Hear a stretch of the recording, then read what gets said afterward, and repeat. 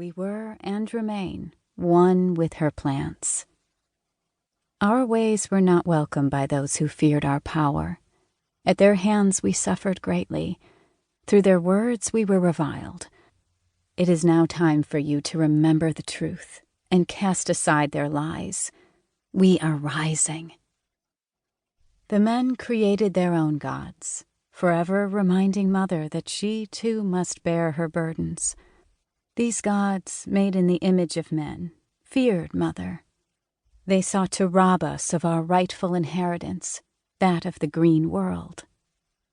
Through their so-called civilization, they defiled the natural ways. But you already know this. When I was young, I thought that I knew everything. I would not listen to Mother.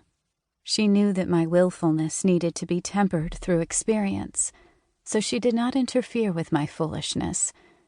Most likely, you have already learned this. Mother waits. She welcomes us into her sacred grove when we are ready. There are times when we rush into her garden without thought. Perhaps you, like me, have denigrated her treasures in order to please a man. This was my failure. Or so it would appear if you believe the stories they tell about me. Truth be told, it was my necessary lesson. I had to learn not to give away my power to the unworthy. Jason came to me, not out of affection, but out of greed. He had heard of my powers, such as they were when I was young. They are much stronger now.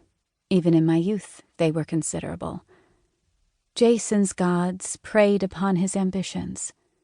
They instructed him on how to seduce me. Lonely as I was, I succumbed easily. Not only did I welcome him into Hecate's garden, I put a spell on the guardian of one of the most sacred pharmakeia, whom you call oak. This was the tree of knowledge, whose branches held the most powerful medicine. The serpent who protected this medicine I put to sleep in the name of my desire. That much of the story is true. Most of what you've heard has been twisted to make me the villain. This is a lie. Jason was a violent and greedy prince. I was heartbroken after all I had done to earn his affection. You see, I had raised his father from the dead, banished his enemies, and assured his power, only to be cast aside on his whim. What they tell you is that I killed my children. If I were to concern myself with the beliefs of humans, this is the only part of the story that would bother me. Look into your heart, for mine is within yours. You know I didn't murder them. They live on still, as your angels and guides. I merely spared them the burdens of humanity. As for the serpent who guarded the oak, he has pulled my chariot across the starry road ever since. My sister has always been stronger than me. You know her name, for she has returned to your world. Circe has spoken. We must all heed. Yes, I still can have my moments of pettiness when it comes to her. I languished with Jason while she flourished on her island.